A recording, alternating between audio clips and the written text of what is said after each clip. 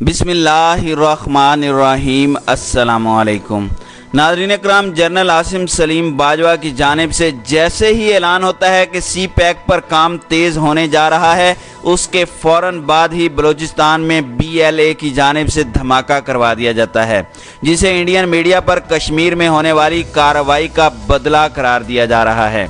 यानी इंडिया खुलकर ये ऐलान कर रहा है कि कश्मीर का बदला बलूचिस्तान में लिया जाएगा, जबकि इंडिया पूरी तरह एड़ी चोटी का जोर लगा रहा है कि किसी तरह अफगानिस्तान में भारत की मौजूदगी को यकीनी बनाया जाए। और इंडिया ने अशरफ गनी और उसके हवारियों पर इस वक्त मुकम्मल हाथ रख दिया है, जबकि अफगान तालिबान ने पहली मरतबा हज़ारा कम्युनिटी, उज़्बुक और ताजिक जंगजुओं को अपनी सफ़ों में शामिल करने का ऐलान किया है। और अनकरीब एक बड़ा ऑपरेशन अफगान तालिबान की जानिब से शुरू किया जाने वाला है, जिसके बाद अशरफ गनी की कठपुतली हुकूमत के खात्मे का वक्त करीब आता जा रहा है।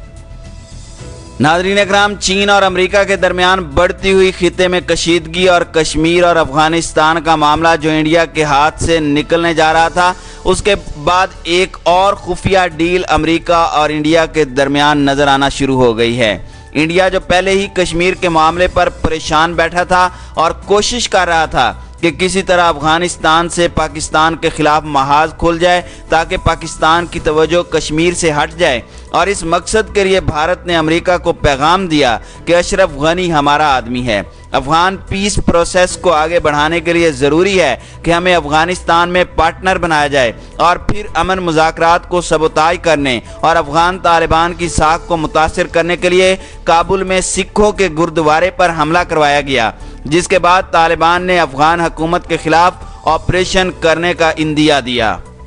नाज़रीन इकराम, अफगान खुफिया एजेंसी NDS ने शुरू में कहा था कि काबुल गुरुद्वारे पर हमले के पीछे दाइश का हाथ है, लेकिन अचानक अगले ही दिन बयान तब्दील करके कह दिया जाता है कि इसके पीछे तो हक्कानी नेटवर्क और लश्कर तैयबा है, और इस तरह दाइश को बचाने की कोशिश की जाती है। नाज़रीन इकराम, वाज़ेह रहे कि अफगान तालिबान की जानिब से इस वक्त हदफ TTP और दाइश के ठिकाने हैं, और अमेरिका के सामने पाकिस्तान की बुनियादी शर्त लगी थी कि पहले TTP और पाकिस्तान मुखालिफ गिरोहों का खात्मा अफगानिस्तान से किया जाए, फिर ही जाकर पाकिस्तान अमन मुज़ाकरात में किरदार अदा करेगा। इसके बाद अमेरिका ने TTP की क़यादत को निशाना बनाया और साथ में ज़्यादातर TTP के लोगों को अफगान खुफिया एजेंसी और भारतीय खुफिया एजेंसी ने पनाहगाहें देना शुरू कर दी थी, और उनको नए नाम से यानी दाइश के नाम से दोबारा लॉन्च करने की तैयारियां की जा रही थी, और ये तासुर देने की कोशिश की गई कि जैसे ये वही दाइश है जो इराक और शाम में हुआ करती थी।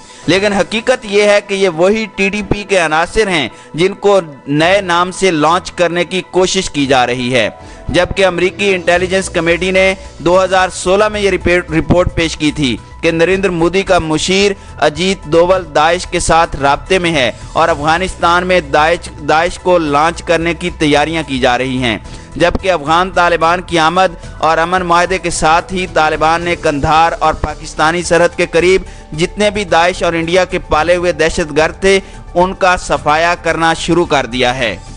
नाज़रीन इकराम, यही वो चीज़ थी जिसकी वजह से इंडिया सख्त परेशान था। चुनांचे इंडिया ने शुरू में अफगान तालिबान के साथ मरासिम कायम करने की कोशिश की, यहाँ तक कि इंडियन अफगान तालिबान को कहते थे कि आपको हम सपोर्ट करेंगे, बस आप हमें अफगानिस्तान में रहने के लिए ठिकाने फराहम करें, जिस पर तालिबान ने इंडिया का ये मुतालबा मुस्तरद कर दिया था। और फिर रफ्ता रफ्ता अफगान तालिबान अपनी ताकत अफगानिस्तान में बढ़ाते चले गए, और इंडिया ने TTP के ज़रिए अफगानिस्तान में हमला करवाकर इसका इल्ज़ाम तालिबान पर डालने की कोशिश की, और साथ में अशरफ गनी ने इन हमलों को जवाज बनाते हुए अमन मुज़ाकरात को आगे बढ़ाने से इनकार कर दिया। इस सूरत हाल पर अमेरिका ने तालिबान को अप्रोच किया और कहा कि ये हमले फिलफौर रोके जाएं, लेकिन तहकीकात पर पता चला कि ये हमले दाइश के ज़रिए इंडिया करवा रहा है। ये वो सूरत हाल थी जिस पर तालिबान ने भरपूर कार्रवाई का इंदिया दिया, और साथ में अशरफ गनी की हुकूमत का तख्ता उलटने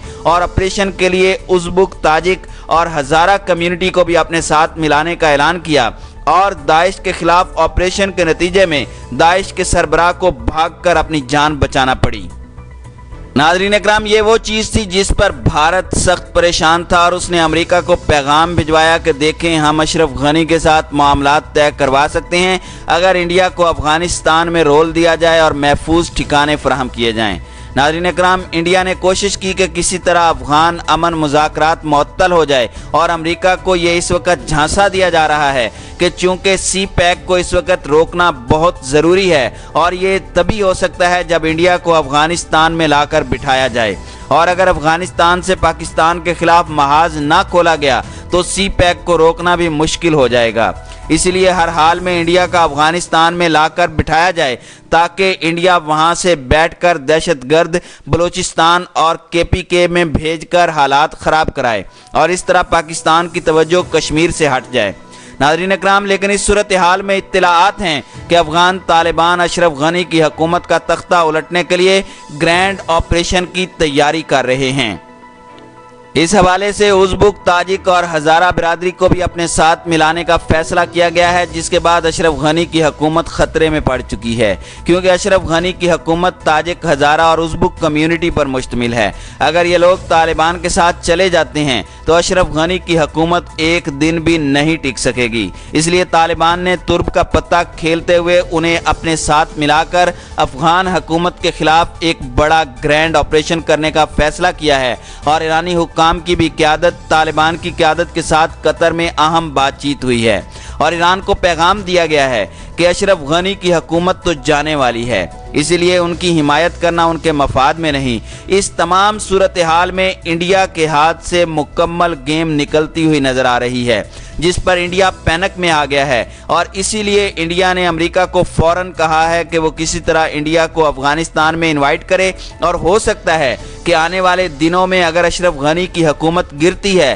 तो अशरफ गनी इंडिया से फ़ौजी इमदाद भी तलब कर सकता है।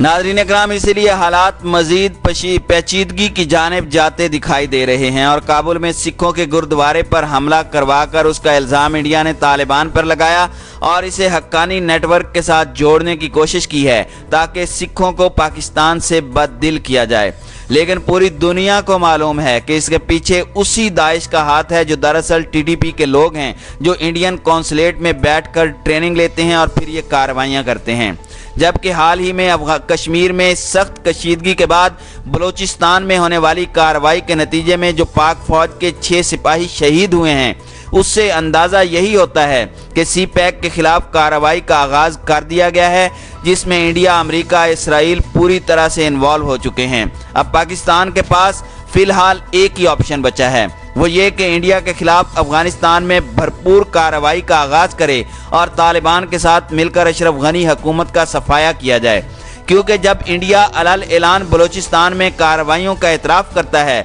तो अब पाकिस्तान के पास सिवाय इसके और क्या ऑप्शन बचा है कि वो अलल ऐलान तालिबान को सपोर्ट करे ताकि तालिबान के ज़रिए चुन चुन कर दहशतगर्दों के ठिकाने तबाह किए जाएं।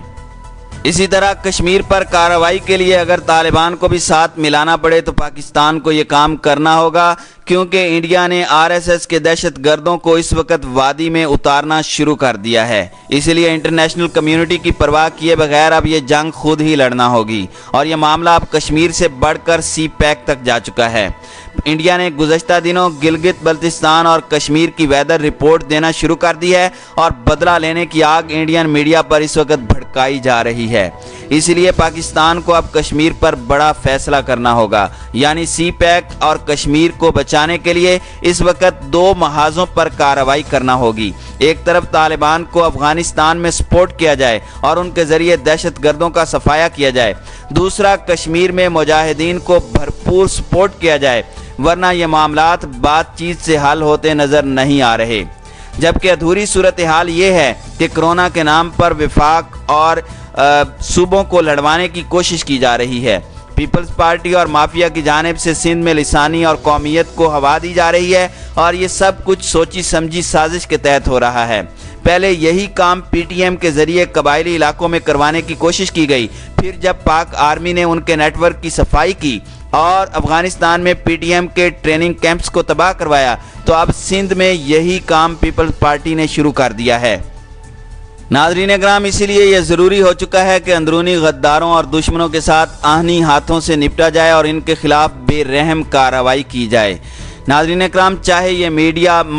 माफिया मीडिया में हो या सियासी जमातों में, अब डिफेंसिव स्ट्रेटजी की बजाय ऑफेंसिव यानी जारहाना पॉलिसी अपनानी होगी। और अब वक्त आ गया है कि FATF और IMF और कोरोना के झुरमुट से निकलकर पाकिस्तान को अब कश्मीर पर कार्रवाई के लिए जत्थे तैयार करना होंगे। इसी तरह अफगानिस्तान से भी दुश्मनों का सफाया करने के लिए फौरी हिकमत अमली तैयार करनी होगी। वाज़ेह रहे कि दुश्मन ने जंग छेड़ दी है और अब हमें फैसला करना है कि दुश्मन को कहां और कैसे हिट करना है। अमेरिका इस वक्त इंडिया के जरिए CPEC को सबोताज करने की कोशिश कर रहा है और हालिया दिनों में जो सूरत हाल सामने आई है उससे भी यही साबित हो रहा है कि इंडिया और अमेरिका के दरमियान CPEC के खिलाफ गैर एलानिया इत्तेहाद हो चुका है, जिसके बदले इंडिया ने अफगानिस्तान में अमेरिका से ठिकाने फराहम करने का मुतालबा कर दिया है। यानी अमेरिका अफगानिस्तान में इंडिया को एंट्री दे सकता है और बदले में इंडिया CPEC के खिलाफ बलूचिस्तान या गिलगित बल्तिस्तान में कार्रवाई करने की कोशिश करेगा।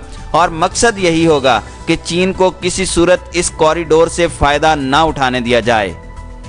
यही वजह है कि चीन ने अमेरिका से लड़ने के लिए न्यूक्लियर वॉर हेड्स में इजाफे का फैसला किया है और हाल ही में चीन और इंडिया के दरमियान तिब्बत के बॉर्डर पर भी झड़पों की इत्तलाआत हैं। चीन जो इस वक्त साउथ चाइना में अपनी फौज को जंग के लिए तैयार कर रहा है, ऐसी सूरत हाल में कश्मीर में लावा पकना और फिर अमेरिका की जानिब से इंडिया को अफगानिस्तान में रोल अदा करने का कहना, ये तमाम मामलात बताते हैं कि अब इंटरनेशनल लेवल पर महाज खुलने के इम्कानात पैदा होते जा रहे हैं। जबकि इस सूरत हाल में फौरी तौर पर यह ज़रूरी हो चुका है कि एक वाज़ेह पॉलिसी अपनाई जाए। अगर कोई हमला बलूचिस्तान या किसी इलाके में होता है और उसका लिंक अफगानिस्तान से मिलता है तो पाकिस्तान को बराह रास्त सरहद पार जाकर कार्रवाई की पॉलिसी अपनानी होगी। और अगर इंडिया दाइश को पाकिस्तान के खिलाफ लॉन्च कर सकता है तो पाकिस्तान को भी यह हक हासिल है कि वो मुजाहिदीन को इंडिया के खिलाफ लॉन्च करे, क्योंकि भारत की हिस्ट्री बताती है कि ये लोग अमन की ज़ुबान नहीं बल्कि जूतों की ज़ुबान समझते हैं और इसी ज़ुबान में इन्हें समझाने का अब वक्त आ चुका है।